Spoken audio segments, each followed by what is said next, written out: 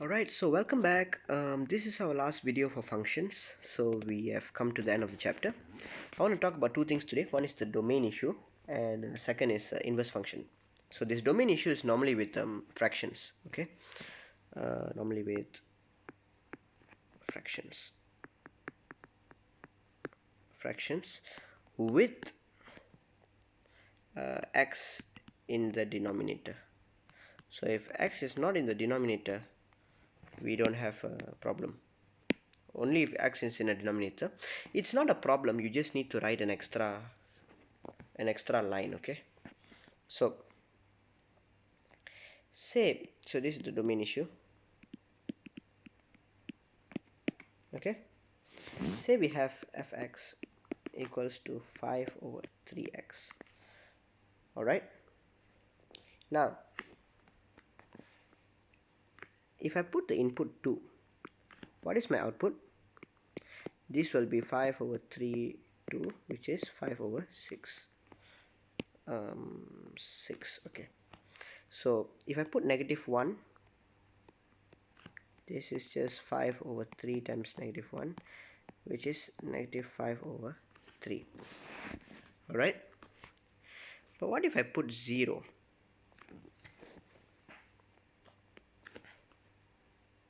So if I try substituting, I'll get 5 over 3 times 0, and this is just 5 over 0. So anyone can tell me what 5 over 0 is? Do you know what 5 over 0 is? So basically we don't know what 5 over 0 is. Okay, we can only put a big question mark here. We do not know what 5 over 0 is. In fact, we cannot pinpoint one number and say that this is 5 over 0. Okay, 5 over 0 is not 1, it's not 2, it's not 3. Okay, it is indeterminate. We call it indeterminate. Okay, so pretty much we cannot determine one value for any number over 0. Okay, it can be 5 over 0, it's 10 over 0, it's the same thing. If the denominator is 0, we have a case where the number is indeterminate. So if denominator of a fraction, it's okay, I'll just say denominator 0. Okay, so now, so because of this, we don't have an output, right? We don't have a clear output. No, what does it mean to put 0 into a function and then you get this kind of garbage? Okay, it's like, it's very problematic. So this is not part of our function. It cannot be part of our function. Okay, 0 cannot be an input. Alright, so we have to say that. So if we write a function like fx equals to 5 over 3x, we have to say that x cannot be 0. So x can be 1, 2, 3 or any other negative number, whatever. It cannot be 0. Alright, because 0 doesn't give us an output. It gives us this indeterminate thing. Alright, cool. One more example. 10x over 5 minus 2x. Alright, so if you get a function like this, I want to ask you one question first. Is the numerator a problem? So the answer is no.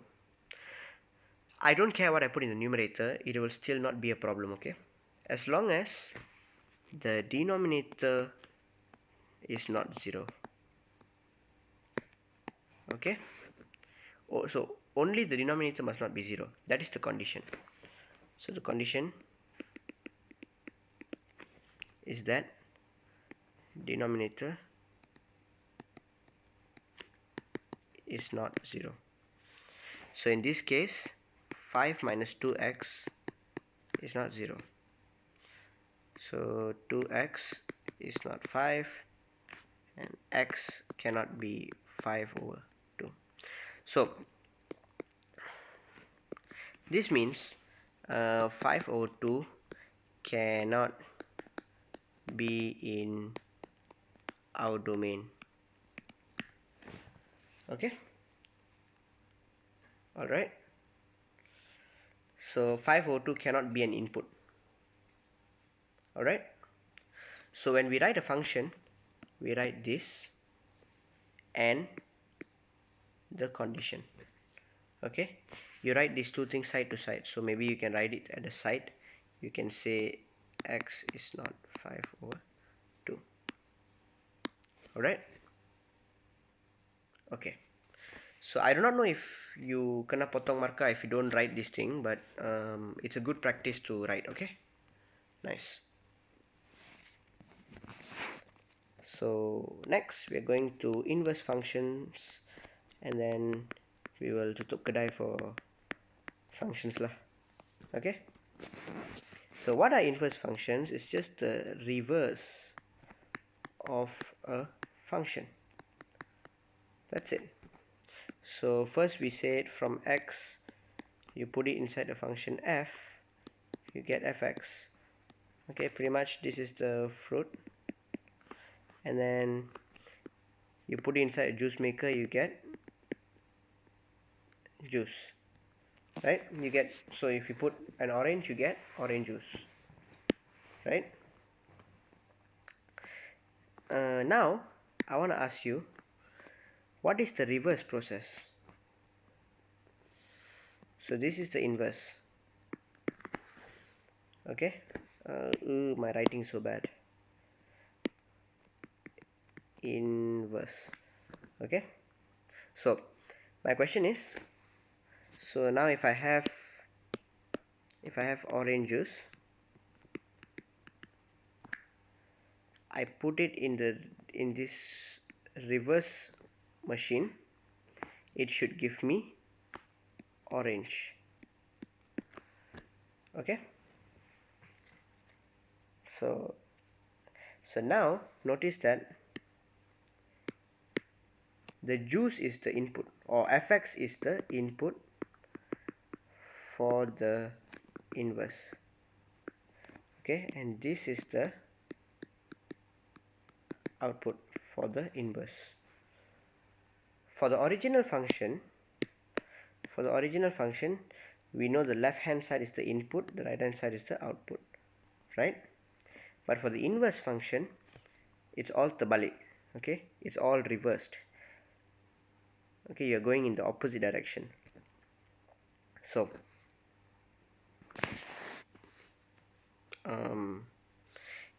yeah, and there's a name for this inverse. Okay, so if the function is f, the original function is f, we call the inverse f to the power of -1.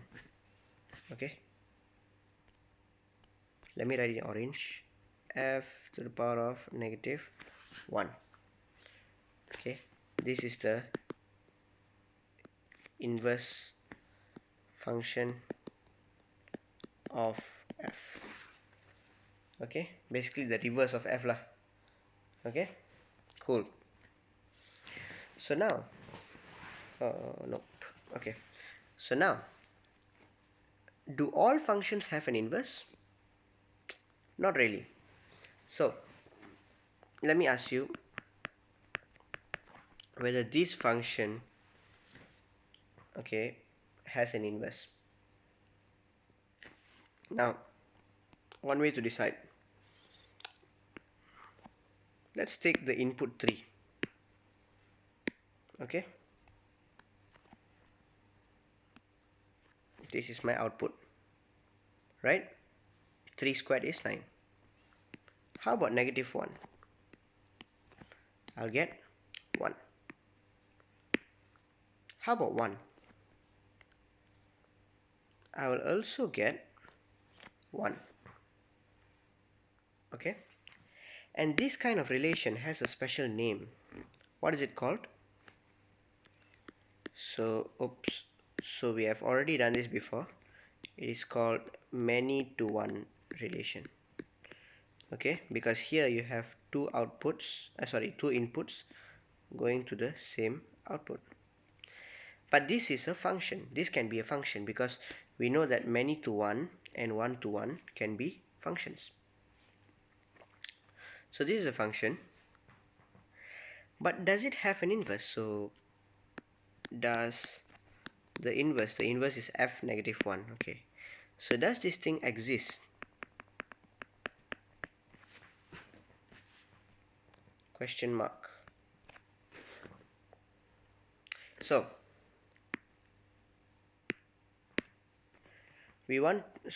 what will the inverse function look like? Okay, let's try to draw some arrows. So inverse function means for number 9 it should go back to 3. Okay, how about number 1? It should go back to positive 1. It should also go back to negative 1, right? So this inverse, okay, must have, so there'll be one input here which is 1 that will have two outputs. So one input, two outputs for the inverse, not for the original function. The original function is two different inputs with the same output. But when you go in reverse, you have one input going to two outputs, one input going to two outputs. Alright, so this is called a many to one, one to many.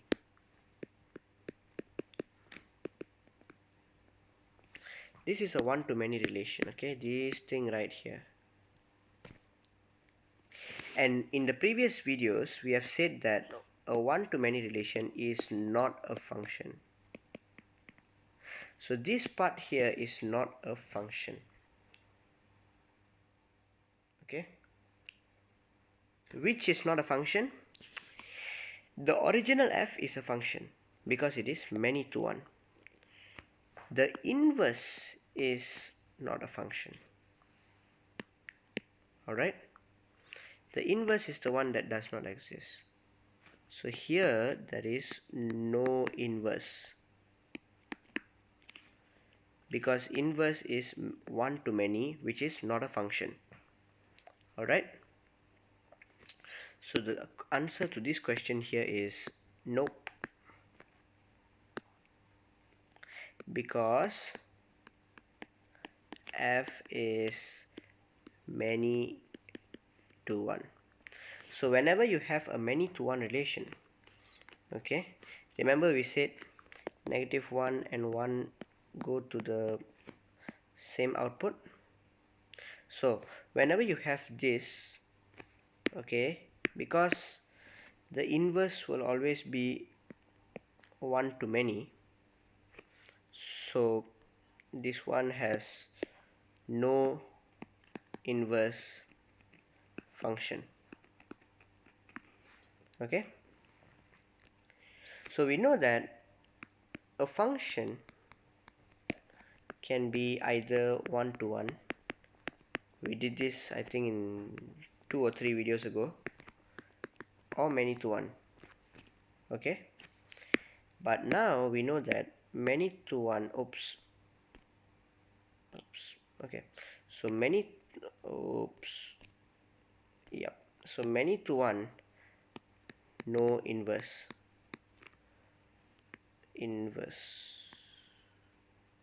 Okay,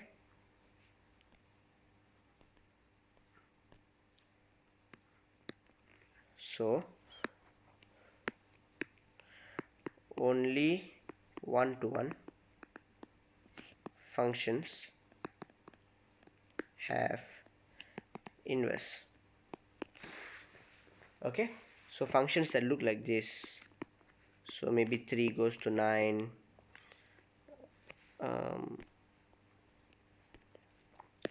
1 goes to 7, -1 goes to 6. So if you have one input and one output, okay, only these kinds of functions can go to, can have an inverse. Alright, nice. So now let's take a function.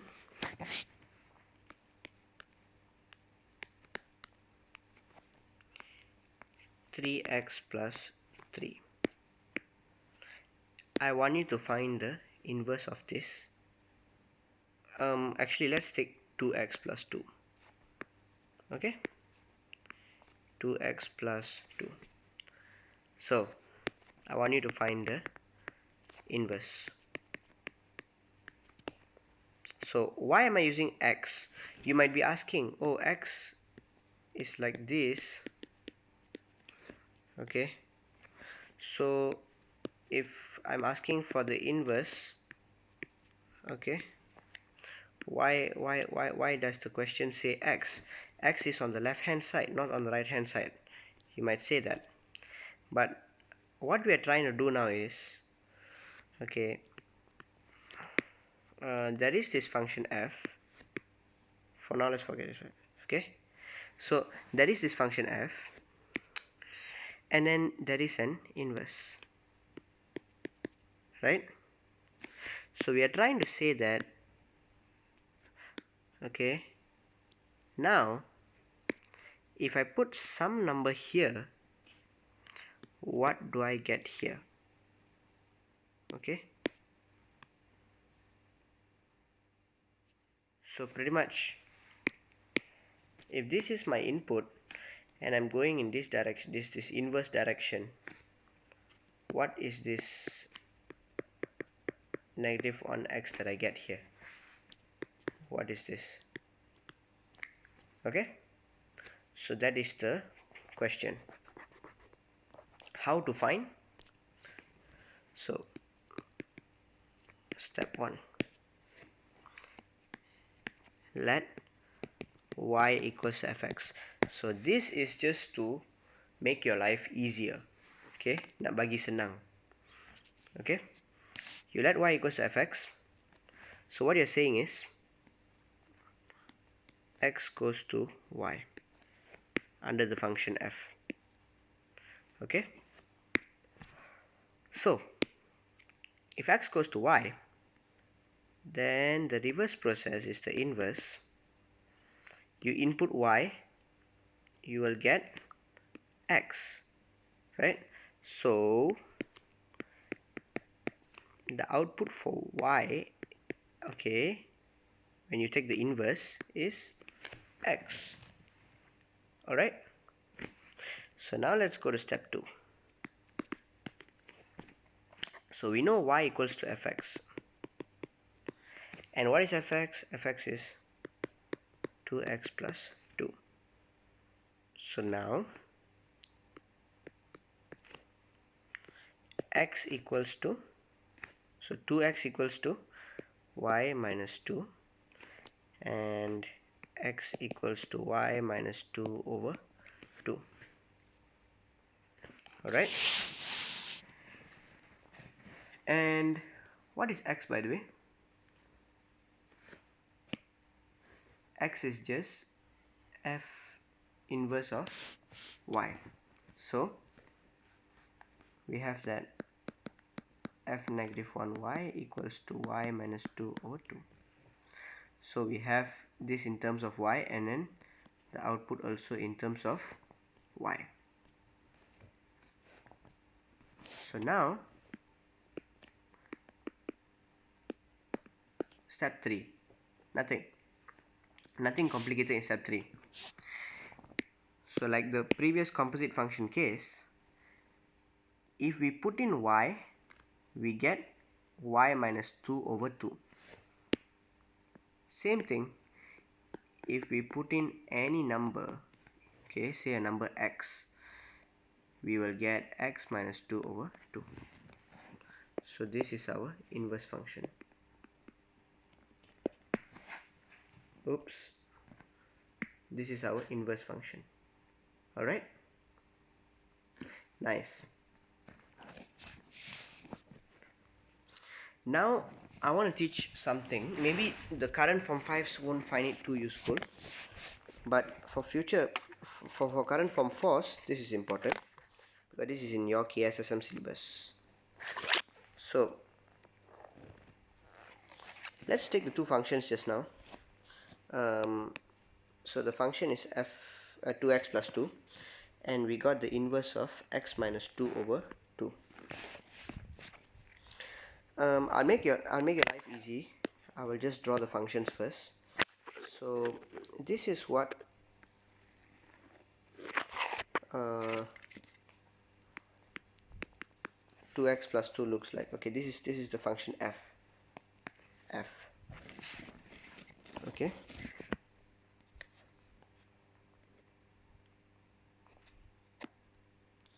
and pretty much this is what x minus 2 over 2 looks like. Okay, and this will be f negative 1. So the original diagram I want to show you is like this. Alright, now you might be asking, what is the relationship between these two lines? So I want to say that if you notice, an inverse is a reflection on the line. This line is not very accurate, but I'll show you in the Desmos graph. Okay, it's actually a reflection on the line y equals to x. Okay, so this line here is a reflection of, they are reflection of each other on the line y equals to x. So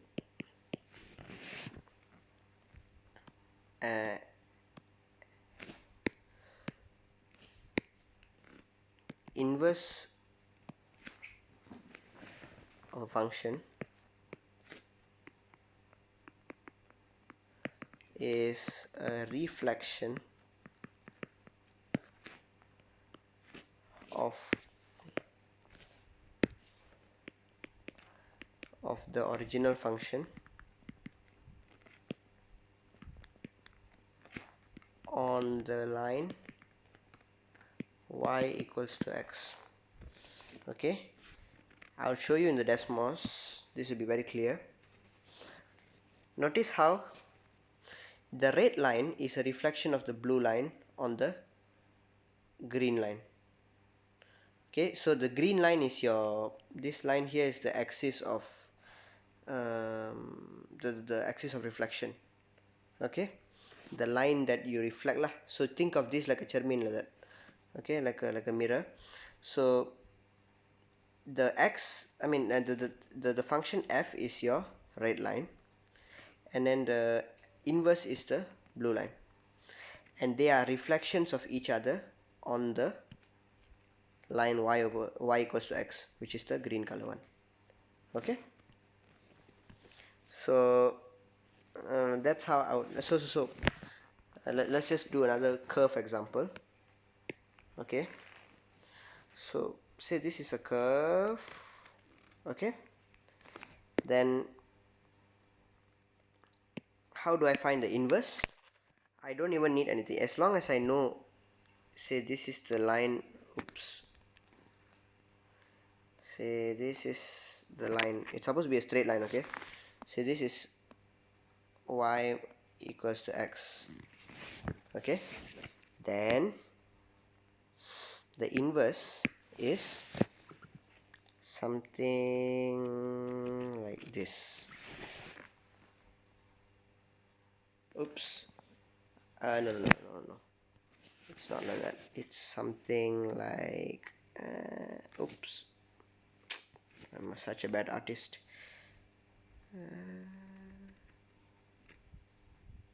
Something like that. It's just that this part here maybe should be a bit more landai lah.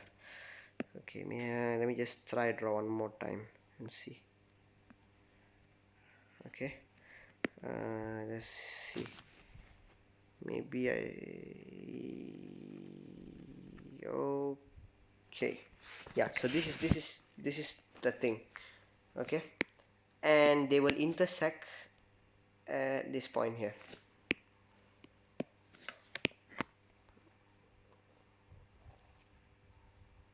Oops. Okay, they will intersect at this point here. All the three lines will intersect, and also here.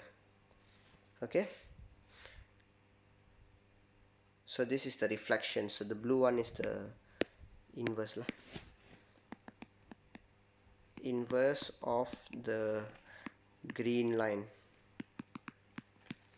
Okay, and that's how the function is. Okay, so that's it, and I hope you guys learned a lot.